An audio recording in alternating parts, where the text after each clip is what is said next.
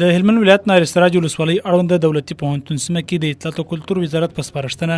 د کور او ښار جوړولو وزارت په نقشهبندۍ او د ولایت مقام په لارښوونه د قطر هیواد د شاهي کورنۍ د خیریه بنسټ له لوري د 1500 تنه یتیمانو لپاره د یو عصري او معیاري ښارګوټي د جوړولو چارې پیل شوې.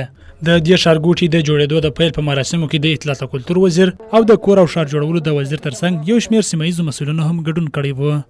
مراسمو ته د کور او ښار جوړولو وزیر وویل چې اوس وخت کې ډېری خلک د سرپناه له نشتون سره مخ دي، نو ځکه یې لومړیتوب د خلکو لپاره د سرپناه جوړول دي. هغه د پاکستان ظلم ته هم اشاره وکړه چې په وروستیو کې افغانان په جبري ډول د دغه هیواد ایستلي دي. موږ تاسو ته په دې اوس وخت کې تقریبا 4 میاشتې موږ مخکې د دې شاهدان یو چې په ګاونډیو هیوادونو کې د مهاجرینو سره چې کوم غیر بشري برخورد وسو او په ډېر ظلم او تعداد باندې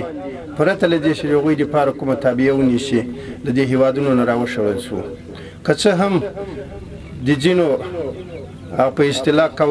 کوششونو په نتیجه کې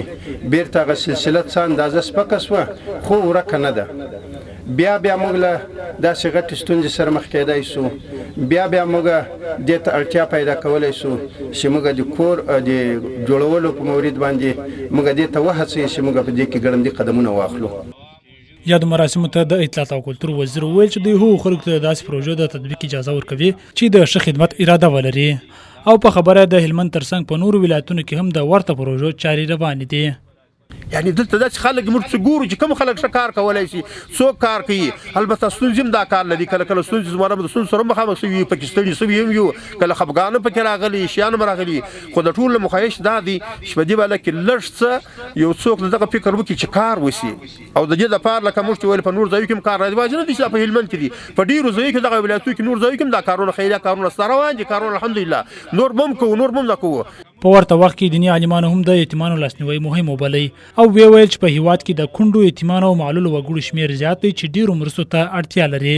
یو حق پالي پر موږ فاته ده چې د یتیمانو ده، د کونډیانو ده، د شلیانو ده، د ګوډیانو ده. خو بیا هم الحمدلله اسلامي نظام په هغه کې بیا هم امارت کوشش کړی دی داسې هم نه وایي چې هغه شاته غورځولي، بلکې دا څه کوي هغه خلک چې کارونه زموږ سره په دښمنۍ کې و د هغوی یتیمان هم اسلامي امارت ساتي.